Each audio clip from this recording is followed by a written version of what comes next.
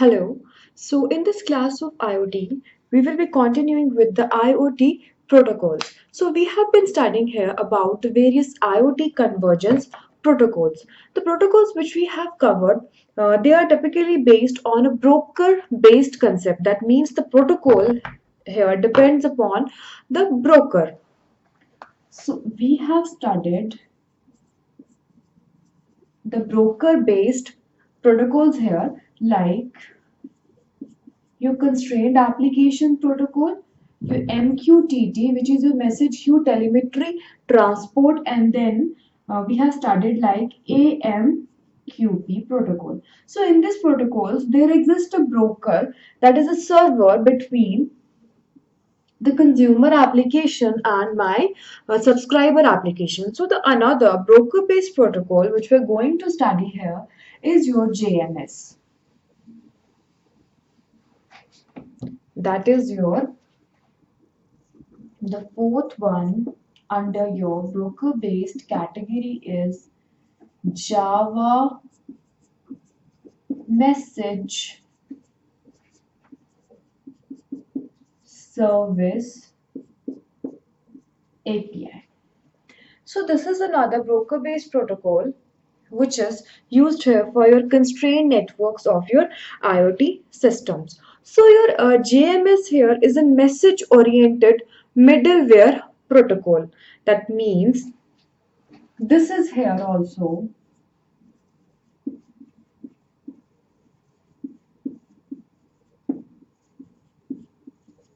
message oriented and a middleware oriented application protocol. So this is basically JavaScript based message. So this is here used to separate the application layer, or we can say that one of the feature is that it separates your application and your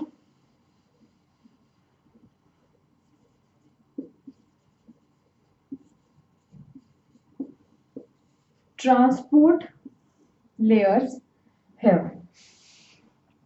So this will be used here for your IoT constrained network here. That means for enabling the transfer of messages here between the various small devices here. So it will be having a broker also, the consumer application and the subscriber application here, and it is used here to provide a real-time scalable and interoperability between the various devices. That means it should be interoperable, that is data here can be exchanged, or it should be able to exchange the data between the various devices, because the hardware and the platform of each of the device there will be different. So this protocol here is able to provide this real-time scalability, flexibility and your interoperability between the various IoT devices here.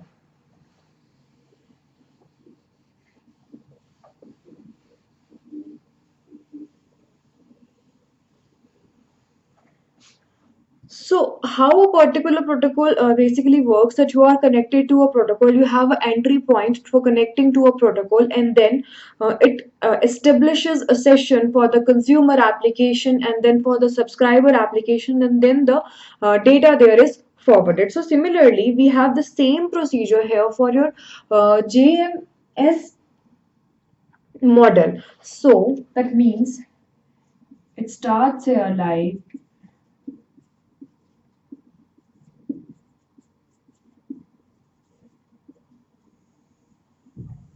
the connection factory here, so that will be creating. Now we have to create the connections and we have to establish the sessions here in our protocols, because what we're transferring here data, small packets of data.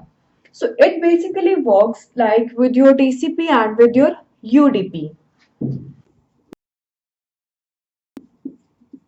Create here, what it will create connections here. So connection factory is creating the way connections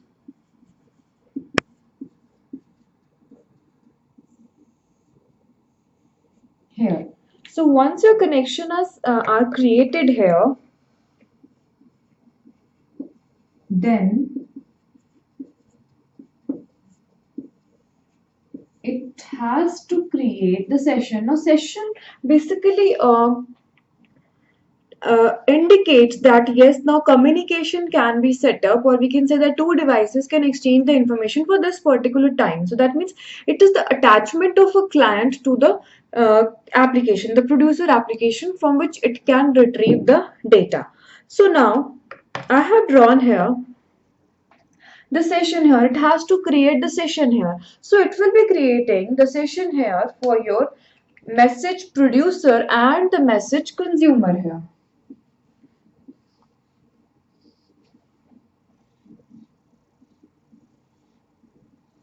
Now, for example, at one end I have my message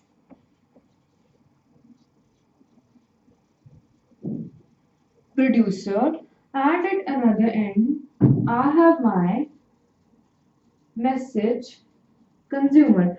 Now we are here communicating with the central part, that means the broker part. It can be related to broker part. So we have to establish sessions for both of these, for your producer part also and for your consumer part also here.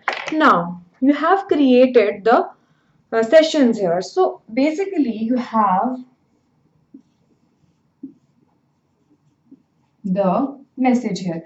Now in your Java message script APIs, you have your JMS topics also. So JMS topics are basically published here. That means the data which is to be exchanged here between the client and the producer application. So this message, this is also creating the session here. So this is my message producer here. Now message producer is that application of your JMS which creates the messages and sends the messages. So this is the producer. It creates the messages plus it sends those messages here. Now next part is my message consumer. Now this is that application part of your JMS which which receives the messages here. So you will have a topic which are basically your messages, elements which are to be transmitted to different consumers or the subscribers here. So this is your Java message service API, which is basically based on your Java script here. So this was your last broker based IoT protocol. Now we will study here the distributed or the bus architecture protocols. These were your broker centralized. Now the next category of protocols which we have here for IoT are brokerless. They are not broker centralized. So if they are not broker centralized, the next category of protocol is not broker centralized. That means there is no broker here between the server, between the subscriber and the consumer. That means the way if this is my subscriber, or I'll simply write here the producer and the consumer. If this is my producer application and this is here my consumer application.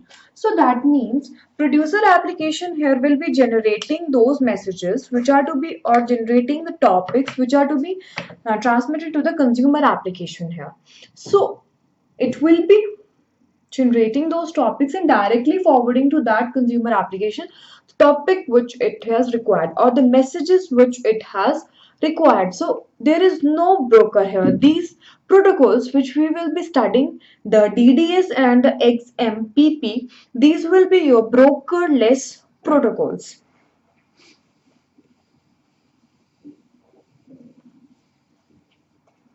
So the next protocol which I have here is your DDS, distributed data service. So first important feature for your DDS will be that it is not a broker based. It's an broker decentralized protocol. It has a bus-like architecture. That means from one to one. That means from one publisher to the another consumer. That point-to-point applicability. So this protocols. These services here are your real-time services. That means to be used in your real-time environments here. So for your real-time, your interoperability is the main criteria which should be provided by these protocols. Massively, this should be scalable. That means they should be able to connect a number of nodes to them. And reliable protocols here. So the applications of these like DDS kind of protocols are like your air traffic management. And if you talk about your IoT, so in IoT, these protocols are used in applications like your smart grid application. So they have more of their applications in these real-time scenarios here. So most of times it runs over your TCP and it also works on your UDP also. That is on your transmission control protocol also and in your user datagram protocol also. So now for a distributed data service, what I have, for example, now this will be my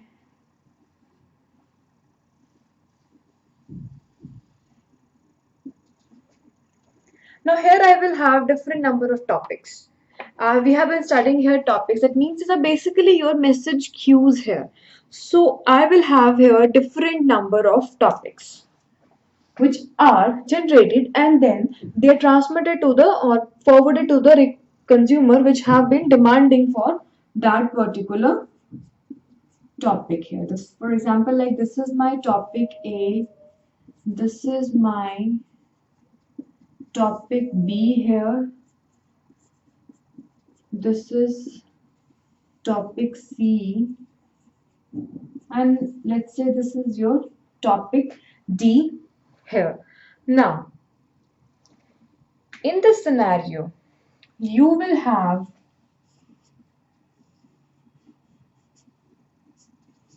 a publisher and a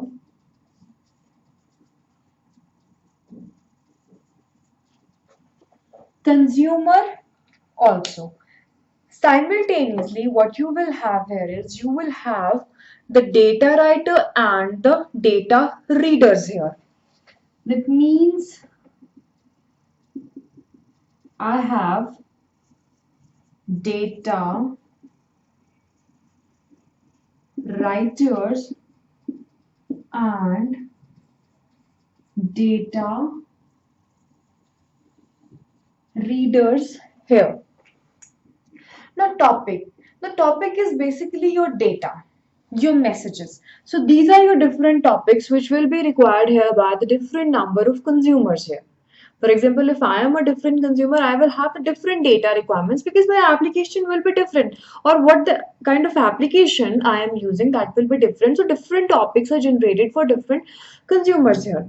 So we have the different topics here. Then we have the publisher and the consumer here. Now publisher is the one which is here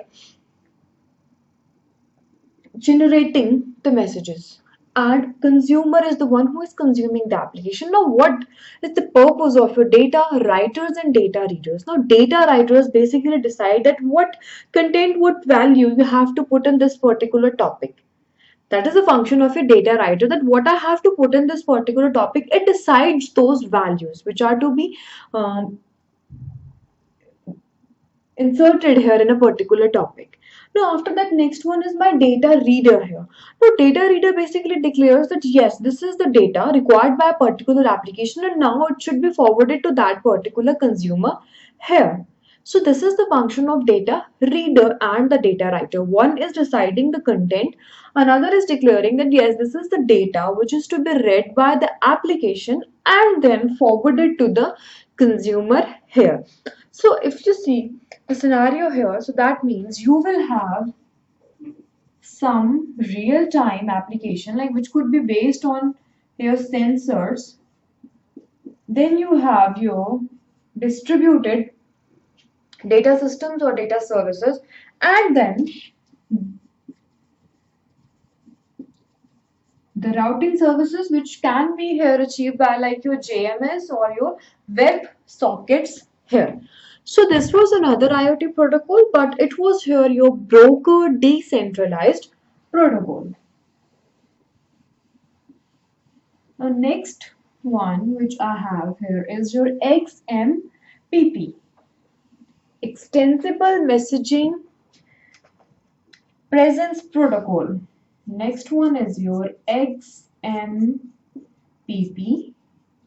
which is your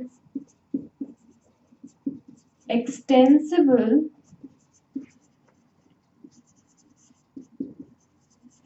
Messaging and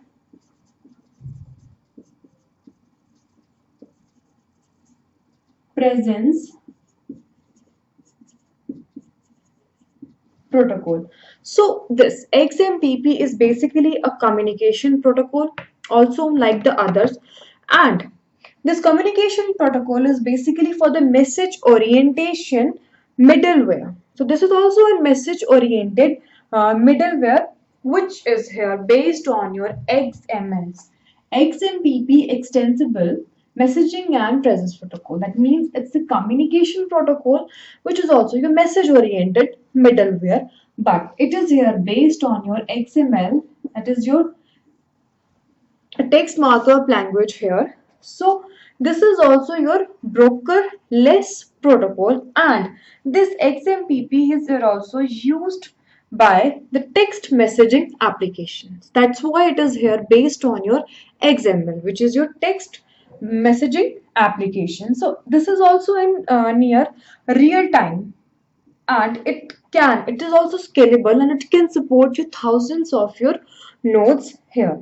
And if this is a text based protocol here, so your binary data here must be base 64 encoded. We have like different encoding, base 8, base 16. So this is here your base 64 encoded. So that means the data which you are about to transfer, that should be binary data must be base 64 encoded here.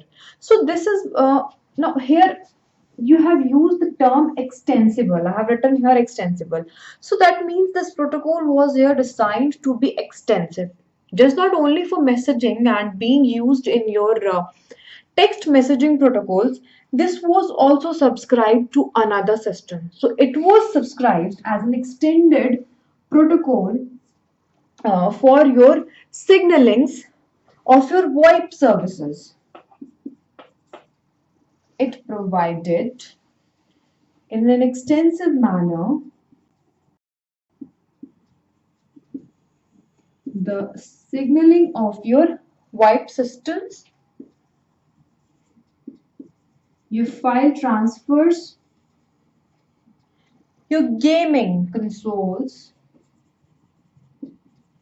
and in your Internet of Things, like applications like your smart grids here. So this XMPP protocol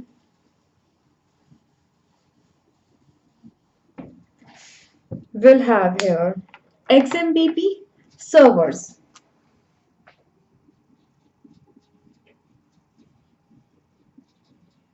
XMPP server. Another XMPP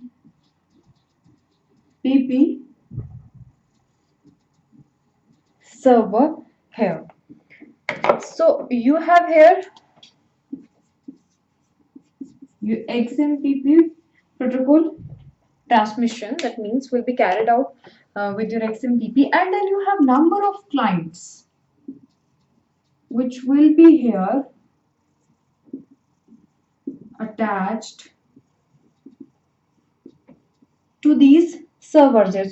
So servers are also communicating with each other and forwarding the information of the various clients here. So these are the XMPP server that will be doing your binary encoding here also. That is the requirement for your XMPP and for text messaging protocols also here. So if you just take here an example of your Gmail. So your Gmail just starts like you're sending a message from Gtalk. So its server here will be, that means it is going here through your Gmail. So after that, the message being transmitted here to another system, it will be going through some external firewall here. Then you will have here the XMPP server, and you can have here another edge servers also. Then the client will be at another end, but after that the message here will be forwarded to some internal firewall and then to that customer. So this is how the positions of the server here in a particular application, and the data is transmitted through these servers to that application server and the various firewalls in the system there. So here in this class of IoT protocols, we have studied all the protocols which are used in your IoT systems, your broker centered protocol and your brokerless protocols also. So this is all here for today's class. Thank you so much.